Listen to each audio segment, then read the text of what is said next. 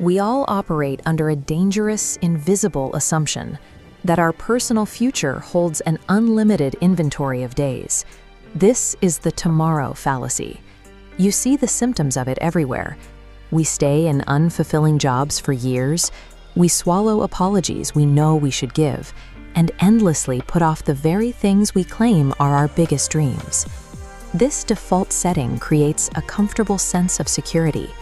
Because we expect the sun to rise tomorrow, we overlook the steady, unavoidable depletion of our actual lifespan.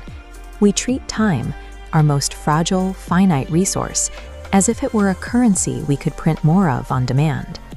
On the edge of a quiet town, an old man named Harish kept a small wooden box. Inside were exactly 365 matchsticks. Every evening at sunset, Harish would open the box, take out a single matchstick, snap it in half, and throw it away. To a young neighborhood boy named Arav, this ritual seemed like destroying a useful tool.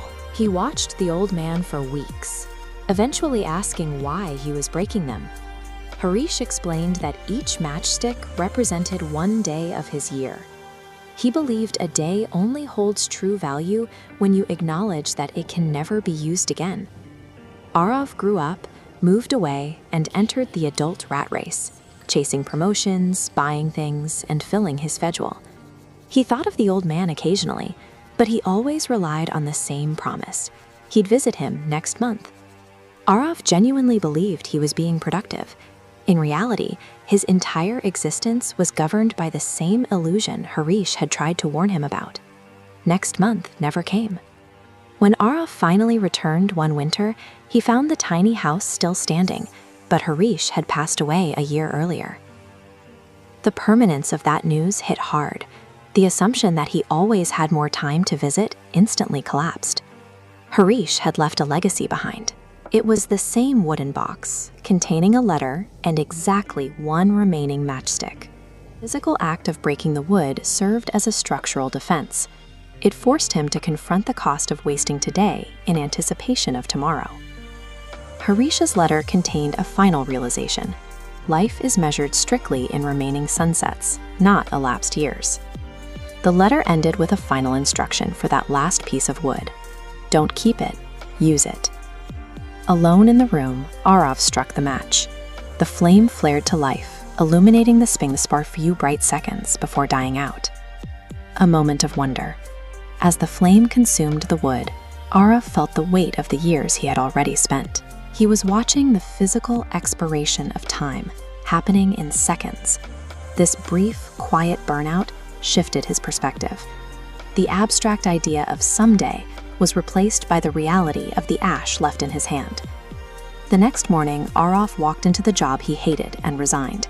He began making active choices. He took his parents on a trip. He called old friends and repaired broken relationships. He finally returned to the hobbies he had abandoned as a teenager. When the illusion of an endless inventory is removed, the friction of hesitation often gives way to a new sense of urgency. His life was no longer a rat race defined by accumulation, but a series of intentional actions sparked by the realization that his time was limited.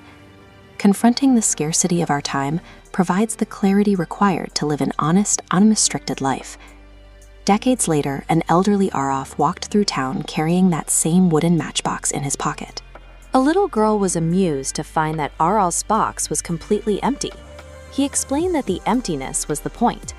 The void in the box reminded him every day that his time was no longer there. The empty box served as his permanent cognitive anchor, a constant reminder to value the time he had left. Life gains its meaning from the realization that it has an end. Today is a matchstick you will never get back. Strike it now.